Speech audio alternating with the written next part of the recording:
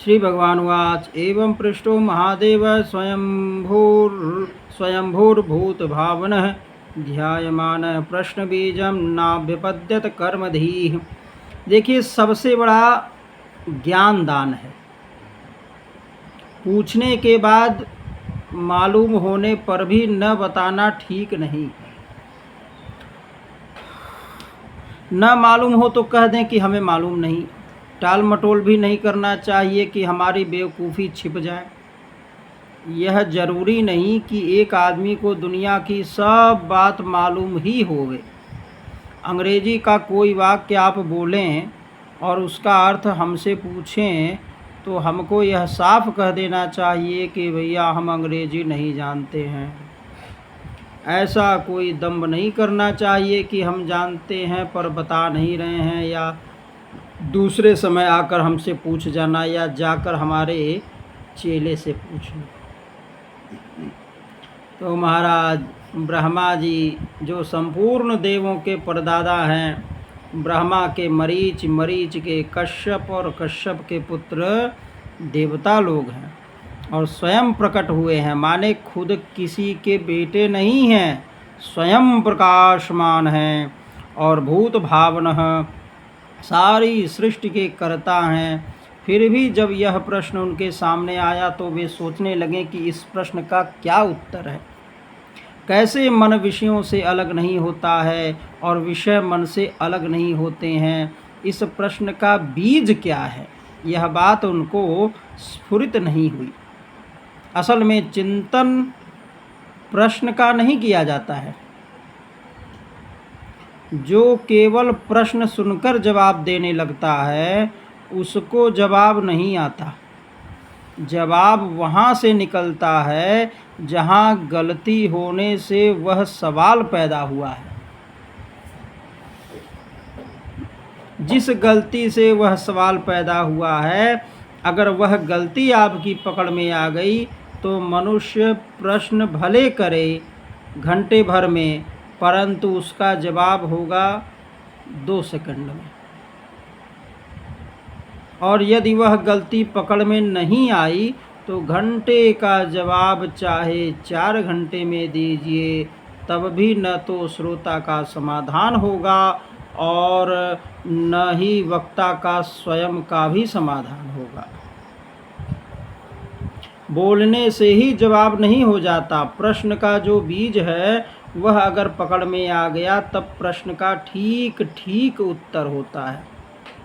ब्रह्मा जी ने बड़ा ध्यान किया कि किस गलती के कारण विषय और चित्त दोनों का लगाव नहीं हो रहा है, या इस काम में इनको सफलता नहीं मिल रही है, या इसके कारण इनको दुख हो रहा है। लेकिन यह बात उनकी पकड़ में नहीं आई, क्योंकि वे बेचारे तो केवल कर्म में लगे हुए थे। क्या कर्म कर रहे थे कि सृष्टि बना रहे थे। मगर सृष्टि बनाना तो एक शुभ कर्म है, वह तो ठीक है, परंतु किसी ने प्रश्न किया और उत्तर देने वाला यदि मशीन चला रहा है तो हाथ से मशीन चलती जा रही है और वस्तु बन बन करके निकल रही है। अब उसका ध्यान तो उसमें लगा है, तब वह आपके प्रश्न की गंभीरता को कहाँ से प्राप्त करेगा। ब्रह्मा जी के साथ इतना ही नहीं है, कर्मधीह का अर्थ है कि ब्रह्मा जी के सामने जो जीव आते हैं वे सब कर्ता भोक्ता हैं। वे तो इस चिंतन में लगे हैं कि अमुक जीव ने यह पाप किया है सो इसको कीड़ा बना करके भेजो, अथवा अमुक के पाप पुण्य दोनों बराबर हैं तो मनुष्य बना करके भेजो। माने जीवों के कर्म में उनकी बुद्धि लगी थी। आप तो जानते हैं कि कर्म से वासना बनती है और वासना से चित्त विषय में आता है।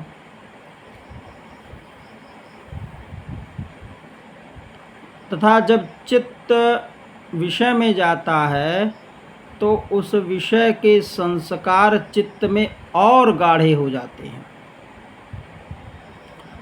कर्म से वासना बनती है और वासना से चित्त विषय में जाता है, तथा जब चित्त विषय में जाता है तो उस विषय के संस्कार चित्त में और गाढ़े हो जाते हैं। अतः यह सारा संसार कर्म का पसारा हुआ है जी। इसमें तो वासना से छुटकारा ही नहीं है, तो चित्त और विषय कैसे अलग अलग होवें। सबके चित्त में वासना है, सब वासनाओं का मूल कर्म है। सब जीवों ने कर्म करके वासना इकट्ठी की है। अब उनको भोग प्राप्त होने के लिए विषय प्राप्त होने ही चाहिए, और जब उनके प्रारब्ध के अनुसार विषय प्राप्त होगा तो विषय में मन जाएगा ही। इसलिए विषयों से मन कैसे हटे और मन में से विषयों का संस्कार कैसे मिटे, यह बात ब्रह्मा जी की समझ में नहीं आई। स माम चिन्तयद्देवः प्रश्नपारतितीर्षया तस्याहं हंसरूपेण सकाशमगमं तदा। पर एक बात बड़ी बढ़िया हुई, जहाँ अपनी बुद्धि न चले वहाँ मनुष्य को हार नहीं मान लेनी चाहिए, भगवान की शरण लेनी चाहिए। वे बुद्धि के खजाने हैं, ज्ञान के खजाने हैं।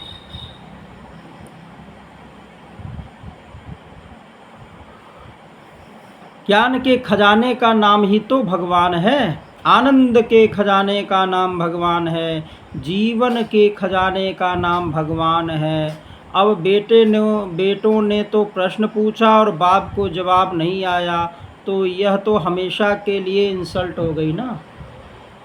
5-5 वर्ष के नन्हे नन्हे तो बच्चे, और बाप जो है वह लंबी दाढ़ी वाला और बुढ़ा, और 4-4 सिर, परंतु उनको जवाब नहीं आया। तो उनको बड़ा संकोच अनुभव हुआ, परंतु निराश नहीं हुए। प्रश्न के पार जाने के लिए ब्रह्मा जी ने ईश्वर की शरण ग्रहण की।